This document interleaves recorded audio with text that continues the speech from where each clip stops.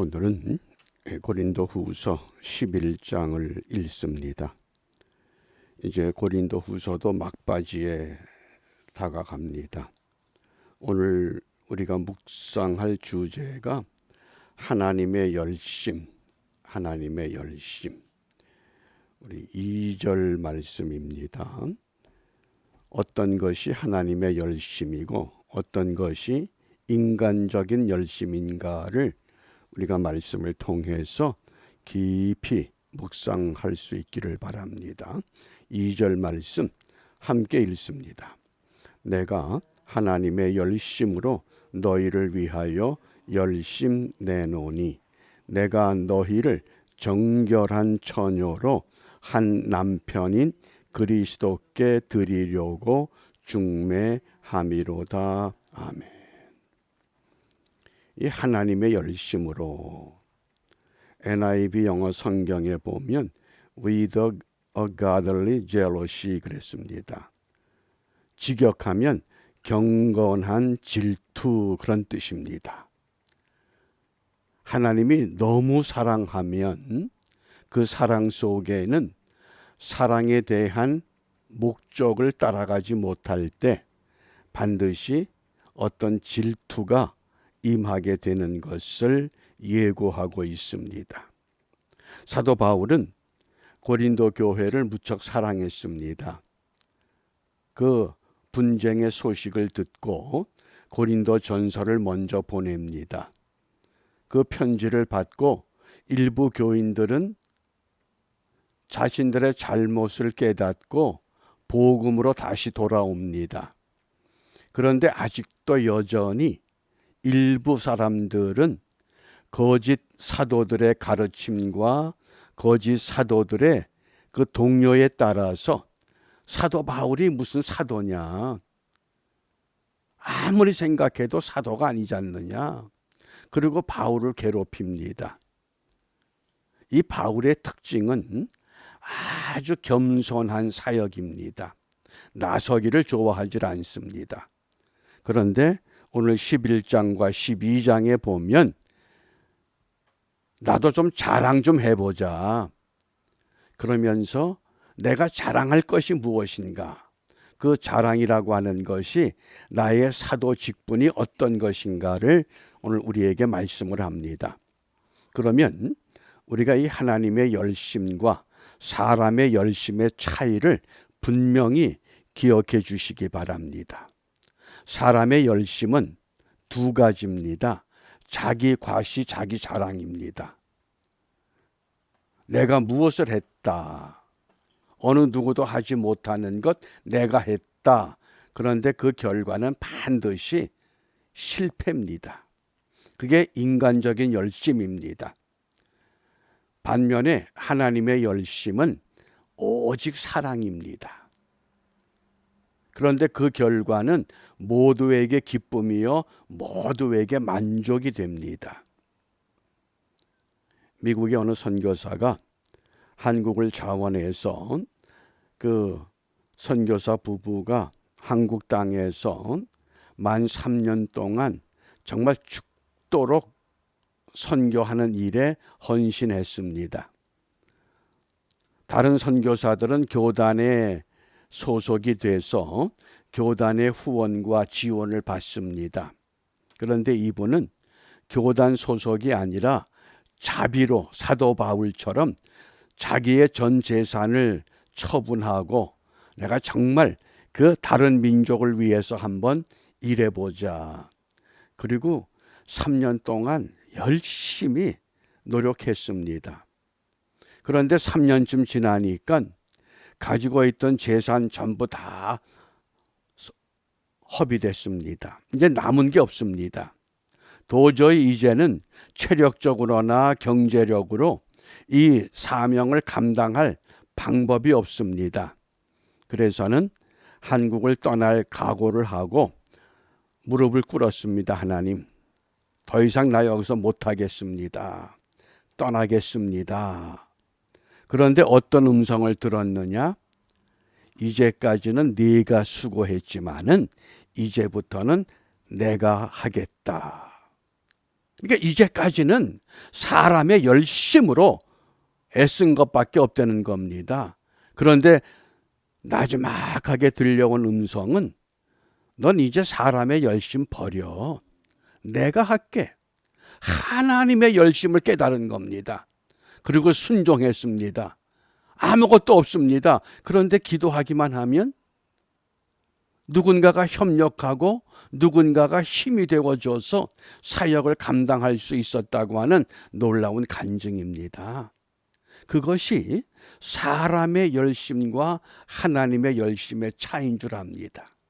사도 바울은 다메섹 도상에서 영적으로 부활하신 주님과의 만남이 이루어진 후에 일생 동안 그것이 변함이 없습니다. 그런데 베드로나 다른 사도들은 예수님을 만났고 부름을 받았고 가르침을 받았고 함께 동고동락했는데도 불구하고 어떻게 됩니까? 흩어졌다가야 다시 모이게 됩니다. 그 차이입니다.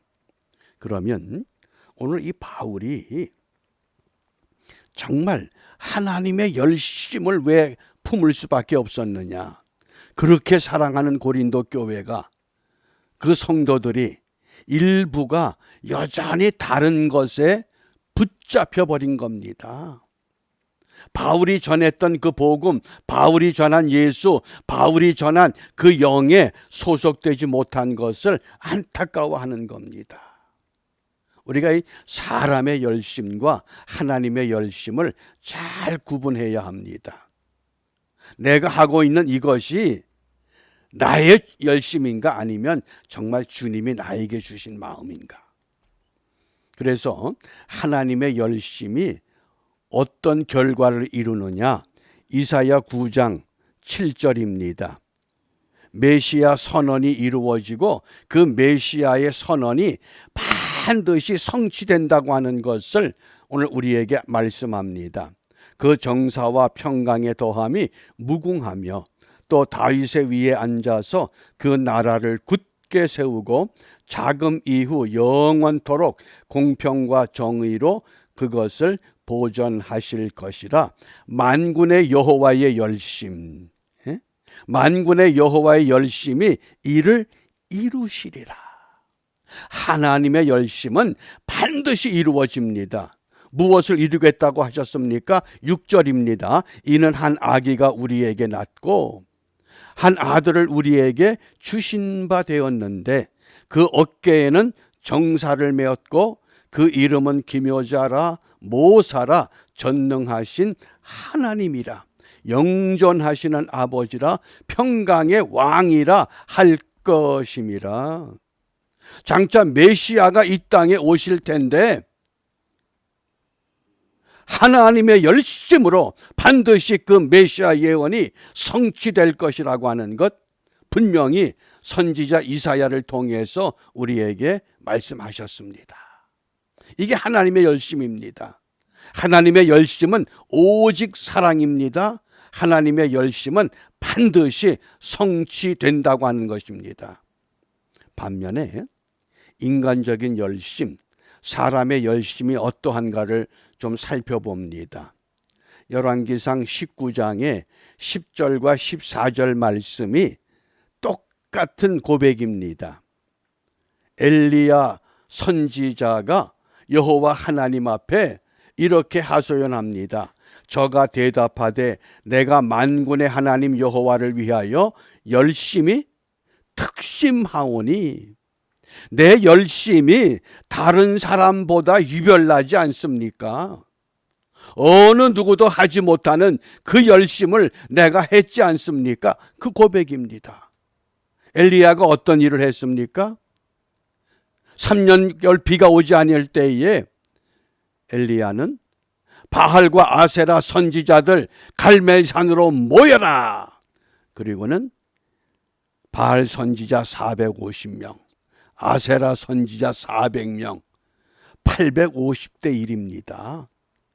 각기 단을 쌓고 하늘로부터 불이 내려서 재물을 태워버리는 그 신이 참 신이다. 이게 놀라운 선언입니다. 그 당시 그런 열심을 누가 보여줄 수 있겠습니까? 엘리야밖에 없었습니다. 정말 놀랍도록 하늘로 불이 내려서 엘리야의 제단의 제물을 완전히 태워버렸습니다. 그러자 이 엘리야가 그 바알과 아세라 선지자들 전부 다 기손 시냇가로 불러 모아놓고는 전부 죽여버립니다. 그런데 이 소식을 아합 왕의 부인 이세벨이 들었습니다. 아니, 어떻게 엘리야가 이런 끔찍한 일을 하느냐? 내가 저 사람 가만두지 않을 거야. 내일 당장 그를 죽일 것이야. 그렇게 열심히 특심하던 엘리야가 어떻게 됐습니까? 엘리야가 도망을 쳤습니다. 그리고 그 도망친 자리에서 내가 만군의 하나님 여호와를 위하여 열심히 특심하오니 이는 이스라엘 자손이 주의 언약을 버리고 주의 단을 헐며 칼로 주의 선지자들을 죽였음이오며 오직 나만 남았거늘 저희가 내 생명을 찾아 취하려 하나이다. 이게 엘리야의 사람의 열심이요 인간적인 열심입니다. 성공하는 것 같지만은 결국은 실패입니다. 내가 했습니다. 바알과 아세라 선지자들 내가 꺾었습니다. 그런데 남은 것은 난 이제 죽게 생겼습니다. 아니 그 정도 열심히 특심하면 그까짓 이세벨의 그 선포 그거 하나 못 이깁니까? 왜 그럴까요? 이게 인간적인 열심이 있었기 때문에 그렇습니다. 그런데 오늘 바울은 지금 자기의 형편을 어떻게 고백합니까? 내가 40에 하나 감한매를 5번이나 맞았고 3번은 태장으로 맞고 1번은 돌로 맞고 1번은 파산하는데 일주일 동안 고통을 받았고 강도의 위험과 동족의 위험과 이방인의 위험과 온갖 위험 다 당했다. 그러면서 바울이 나는 하나님의 열심으로 살아왔다. 나는 하나님의 열심으로 살아온 것밖에 없다. 너희들이 아무리 나를 사도가 아니라고 비방할지라도 나는 하나님의 열심으로 살았노라. 그러면서 바울이 얼마나 고린도 교회를 사랑했는가 이제 그 고백을 보는 겁니다. 오늘 3절에 보면 뱀이 그 간계로 이와를 미혹해 한 것 같이 너희 마음이 그리스도를 향하는 진실함과 깨끗함에서 떠나 부패할까 두려워한다. 고린도 교회 성도들이 어떻게 그리스도를 떠날 수 있느냐? 이게 안타까운 겁니다. 그래서 3가지를 강조합니다. 그 첫 번째가 4절 말씀입니다. 함께 읽습니다. 만일 누가 가서 우리의 전파하지 아니한 다른 예수를 전파하거나 혹 너희의 받지 아니한 다른 영을 받게 하거나 혹 너희의 받지 아니한 다른 복음을 받게 할 때에는 너희가 잘 용납하는구나.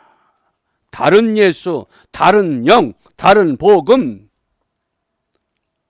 이게 인간이 참 이게 아주 기묘합니다. 왜 기묘하냐? 좀 색다른 소리, 색다른 설교, 색다른 성경의 가르침 그런 거 들으면 아주 솔깃해지는 겁니다. 이야, 참 신비하다 그러는 겁니다. 지금 고린도 교회 성도들이 그런 영적인 상태가 되고 말았습니다. 어떻게 너희들이 다른 예수, 다른 영, 다른 복음을 그렇게 쉽게 받아들이냐? 왜 그렇습니까? 마음이 부패했기 때문에. 그 다음에 2번째를 강조합니다. 10절입니다. 그리스도의 진리가 내 속에 있으니 아가야 지방에서 나의 이 자랑이 막히지 아니하니라. 오직 하나 그리스도의 진리. 다른 영과 다른 예수와 다른 복음 이것은 아니다. 오직 그리스도의 진리만. 이게 바울이 내가 사도권이라고 하는, 사도라고 하는 것을 분명히 자랑할 수 있는 은혜라고 고백한 겁니다. 그 다음 세 번째입니다. 11절입니다. 함께 읽습니다. 어떠한 연고뇨 내가 너희를 사랑하지 아니함이냐 하나님이 아시느니라. 내가 너희들을 사랑하는 것, 다른 건 몰라도 나는 너희들을 사랑한다. 왜? 다른 예수, 다른 영, 다른 복음에 귀를 기울이느냐? 그리스도의 진리를 왜 버리느냐? 나는 너희를 사랑할 뿐이다. 너희들을 정결한 신부로 다듬어서 신랑 되신 예수님에게 중매하고자 하는 것, 그것이 하나님의 열심이 아니냐. 그러니까 이런 바울이기 때문에 바울이 당당하게 고백하는 게 있습니다. 내가 하는 것을 또 하리니 기회를 찾는 자들의 그 기회를 끊어 저희로 하여금 그 자랑하는 일에 대하여 우리와 같이 되게 하려 한다. 너희들도 나와 같아져라 그 얘기입니다. 다른 것에 기울이지 말고 헛된 것에 가르침에 미혹받지 말고 우리와 같이 돼보자. 이것을 빌립보 교회를 향해서는 이렇게 말씀했습니다. 형제들아 너희는 함께 나를 본받으라. 또 우리로 본을 삼은 것 같이 그대로 행하는 자들을 보이라. 이게 얼마나 놀라운 선언입니까? 나를 좀 본받으라. 그래서 오늘 우리 기도 제목이 고린도전서 11장 1절에 내가 그리스도를 본받는 자 된 것 같이 너희는 나를 본받는 자 되라. 다른 건 몰라도 복음을 전하는 이 사역에 있어서만큼은 너희는 나를 본받는 자 되라. 이게 바울의 자랑거리입니다. 이게 하나님의 열심으로 사역했던 바울의 사역의 흔적의 가장 중요한 요소라고 하겠습니다. 이러한 배경을 통해서 오늘 우리가 이 시대에 무엇을 기도하겠습니까? 주님을 닮아가는 삶의 기쁨을 누릴 수 있다고 하는 것. 오늘도 나 같은 사람을 사랑해 주시고 하나님의 자녀로 불러주시고 이 일을 맡겨주심으로 인해서 다른 건 몰라도 내가 주님을 닮아갈 수 있는 삶의 기쁨을 누리게 하시오니 참 감사합니다. 어떻게? 진리와 사랑과 믿음의 본보기가 될 수 있는 코비드-19가 더 강력한 것이 이제 미주 전역을 강타한다고 모두들 경고합니다. 어떠한 것이 우리에게 닥쳐와도 분명 우리는 하나님의 백성입니다. 생명을 거두어 가시든지 살아남게 하시든지 그게 중요한 것이 아니라 내가 오늘 이 하루 정말 성실하게 주님을 닮아갈 수 있는 이 기쁨을 누리며 살아갈 수 있는가. 내게 호흡을 주시고 생명을 주시고 건강을 주신 것 다른 것이 아니라 목적은 하나입니다. 하나님의 열심으로 한번 살아봐라. 우리가 이 은혜에 함께 참여하는 기쁨을 누리면서 오늘도 믿음으로 승리하는 우리 모두 되시기를 주님의 이름으로 축복합니다. 기도합니다. 전능하신 아버지 하나님, 우리의 겉사람은 날로 쇠하여 갈지라도 우리의 속사람은 새롭게 되기를 원합니다. 하나님의 열심으로 저희들에게 맡겨진 본분 믿음으로 잘 감당하여 열매 맺는 기쁨을 누릴 수 있도록 오늘도 주 성령께서 저희들의 언행 심사를 주장하여 주시고 어제의 내가 아니라 오늘의 새로워진 모습을 통하여 내 마음의 기쁨이 넘쳐나게 하시고 나를 지켜보는 주위 사람들까지라도 하나님의 기쁨에 참여할 수 있는 은혜가 풍성한 이 하루가 되도록 축복하여 주시옵소서. 예수님 이름으로 기도하옵나이다. 아멘.